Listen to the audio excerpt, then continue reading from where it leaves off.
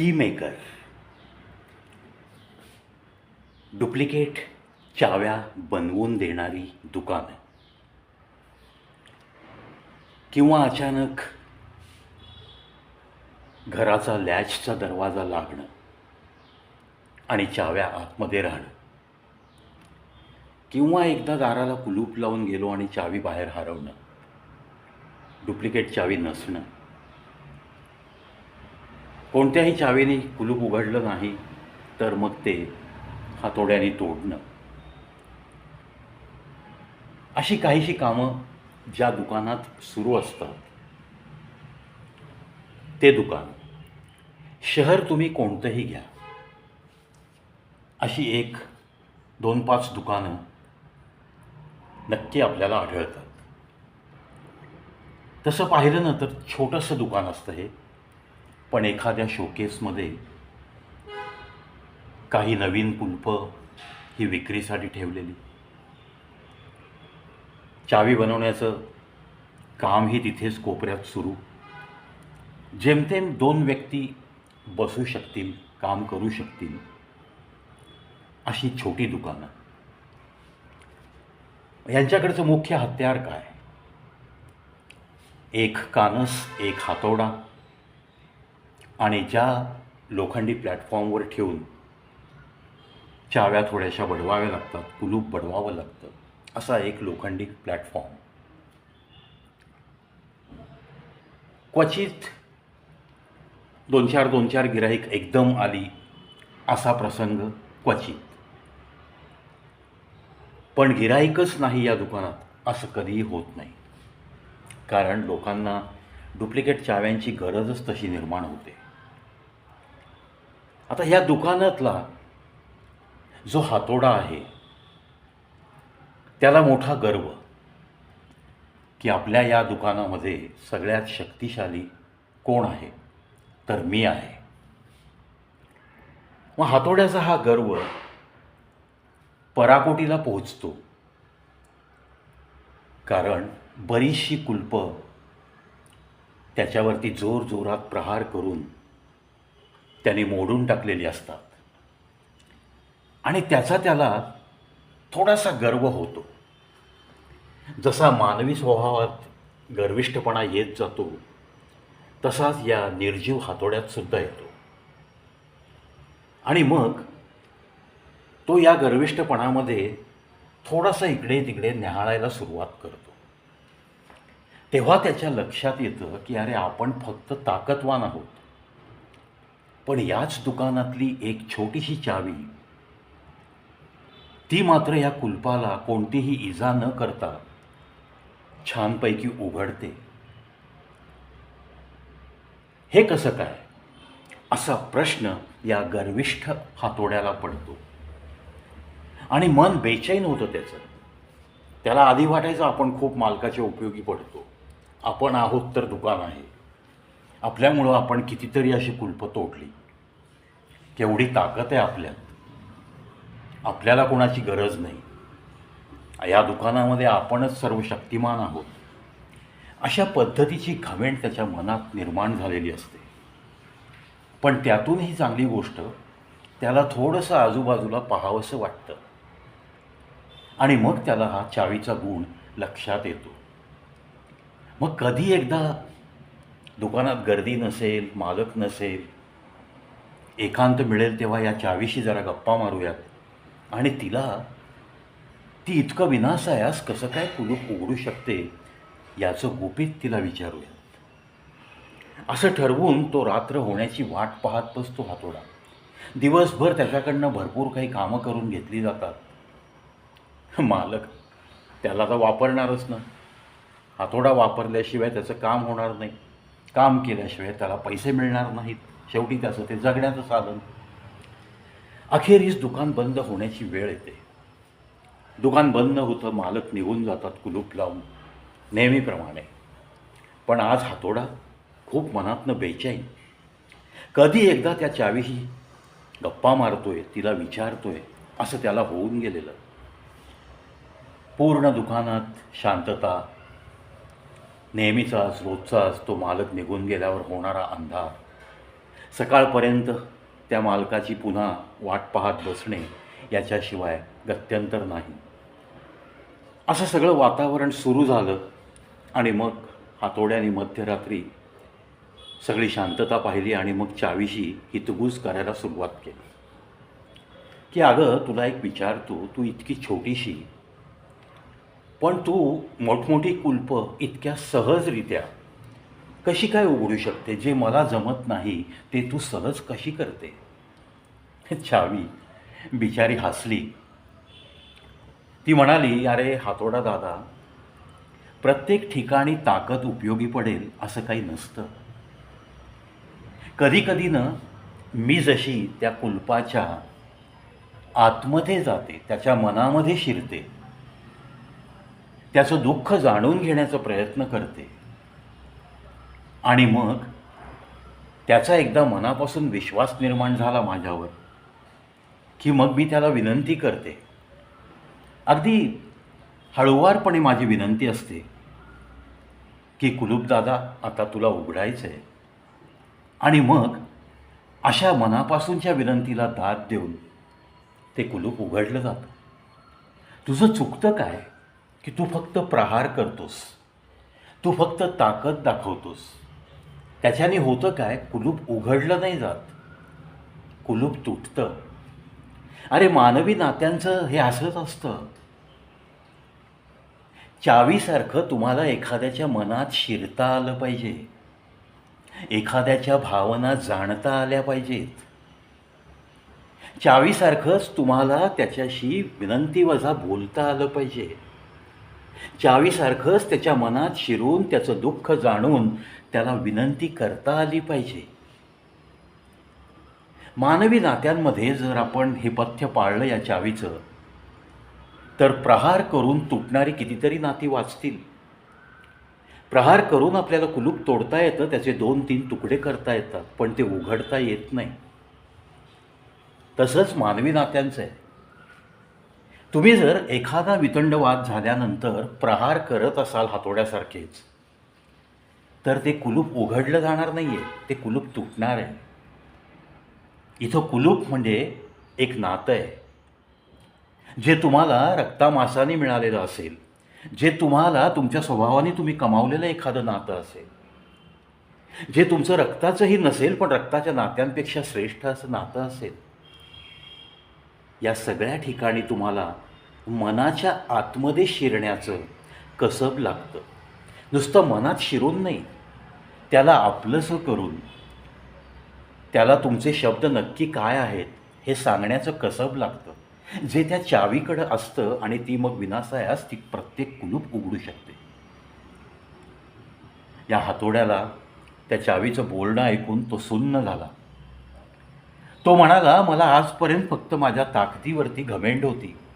मी जो प्रहार करतो त्याच्याविषयी मला खूप असा अभिमान होता की मी एक 10-5 प्रहारामध्ये कुलूप तोडू शकतो. पण आज तुझ्याशी संवाद साधल्यानंतर माझे डोळे उघडलेत. बरं झालं, त्या घमेंडीमध्ये मला तुझ्याशी संवाद तरी साधावासा वाटला आणि मला आज हे आयुष्याचं गमक समजलं. चला मित्रांनो, आपल्या मानवी नात्यांमध्ये सुद्धा आपण विनाकारण प्रहार करतो आणि मग नाती तुटून जातात.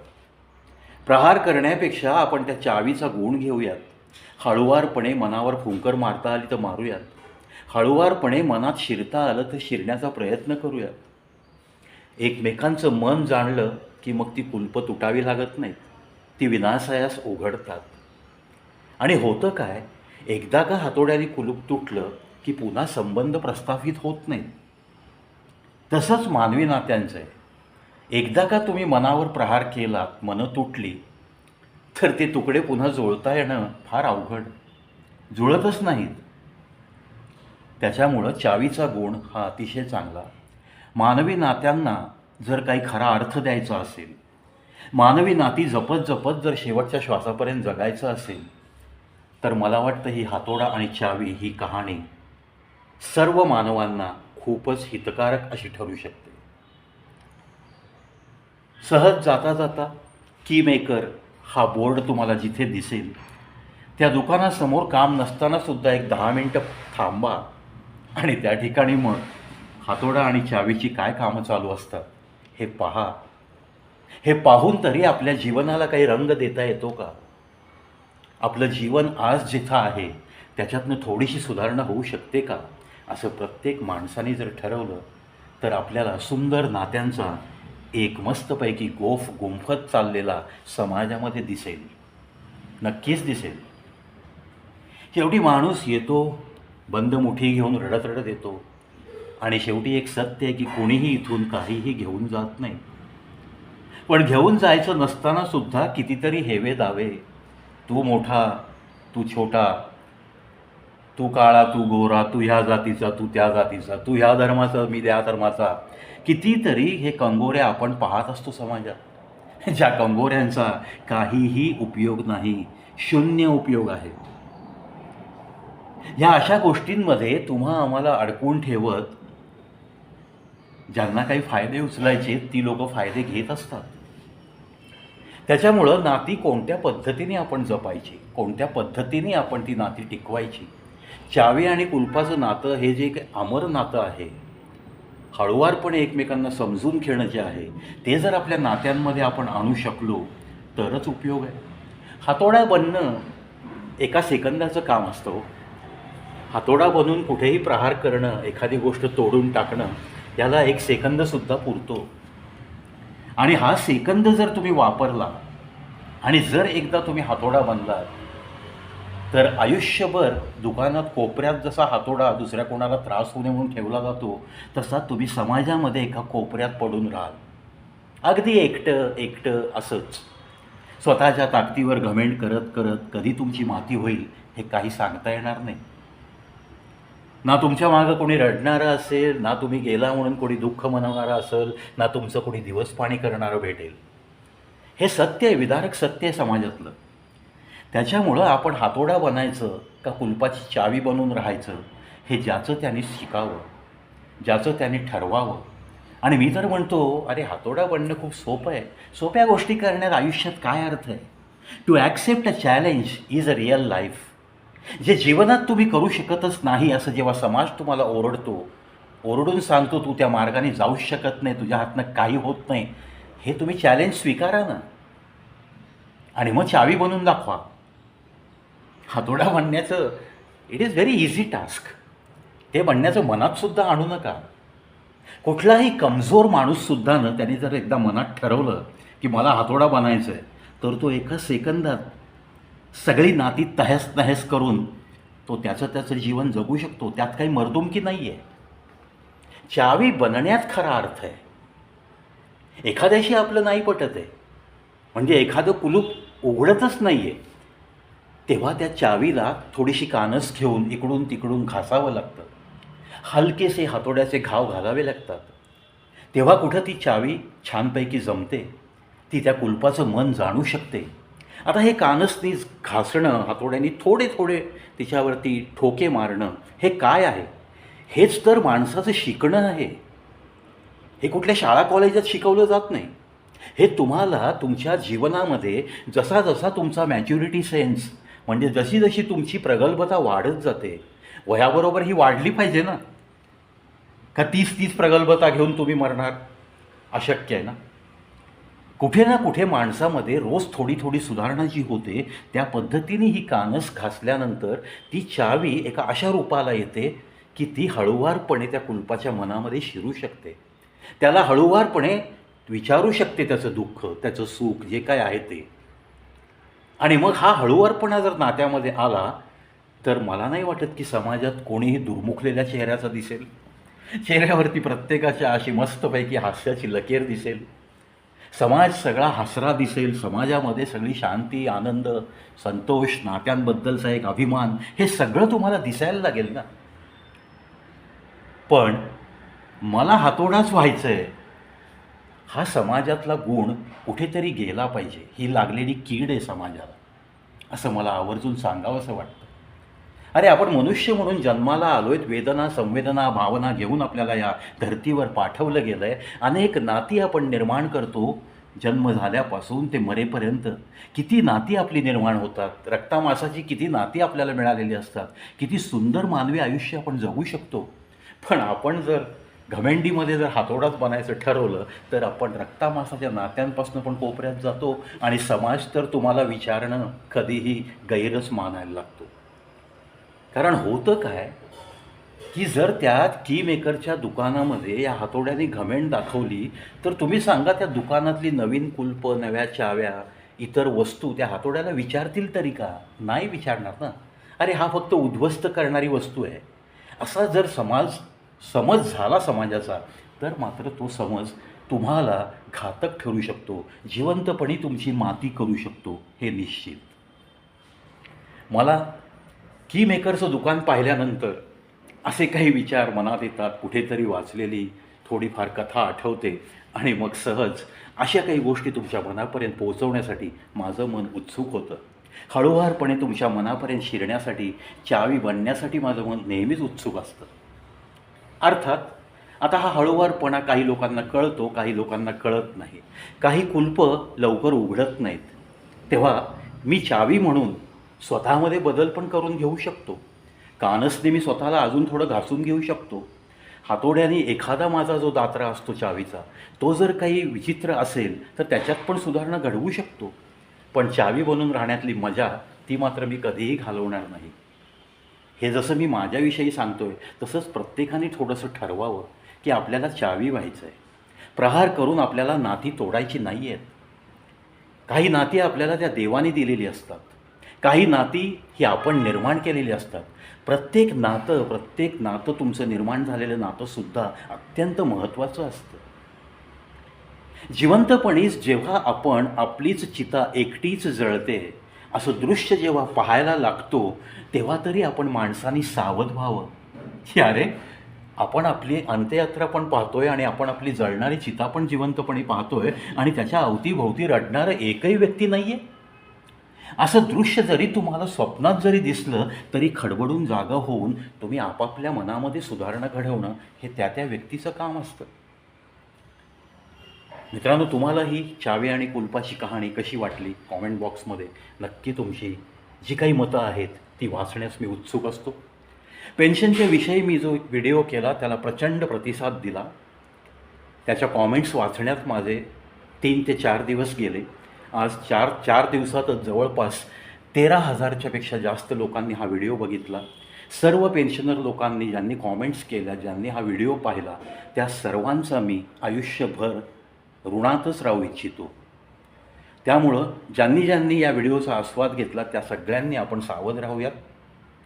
सरकार जेव्हा अशी काही पावलं उचलेल तेव्हा आपल्याला घटनेच्या चौकटीत बसून, कायद्याच्या चौकटीत बसून जो काही प्रोटेस्ट करता येईल तो आपण नक्की सगळ्यांनी करूयात. कोणत्याही पेन्शनरचं कोणतंही असं आयुष्य उद्ध्वस्त नाही झालं पाहिजे. आज जेव्हा पेन्शनच्या जीवावर एखादा व्यक्ती स्वतःच्या आरोग्याच्या बाबतीत ट्रीटमेंट घेत असेल, लाखो रुपये त्याचे खर्च होत असतील, त्याच्याशिवाय त्याला जीवन मिळत नसेल तर त्याने काय करायचं? त्याचं जर वय 70च्या आत असेल तर त्याला कोणतीही स्कीम लागू नाही आहे तुमच्या आयुष्यमान भारत. त्याच्यामुळं अशा सगळ्या पेन्शनर जे सेवानिवृत्ती वेतनाच्या जोरावर आपलं जीवन कंठित करत आहेत, अशा सगळ्यांच्या विषयी प्रत्येक व्यक्तीच्या मनामध्ये जसा आदर मी ठेवतोय, जसा सन्मान माझ्या मनात मी बाळगतोय त्या सगळ्या लोकांच्या विषयी, तसाच प्रत्येकाने बाळगावा. उगीच माझ्याकडं सोबत आहे पेन्शनर लोकांचं मला काय देणं घेणं आहे अशा प्रवृत्तीने कृपा करून कोणत्याही नागरिकाने व्यक्त होऊ नका.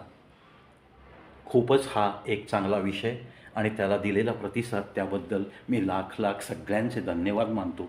पण धन्यवाद हा शब्द खूप तोकडा आहे, म्हणूनच मी उल्लेख केला की तुमच्या सगळ्या 13,000 लोकांच्या ऋणात राहायला मला नक्की आवडेल.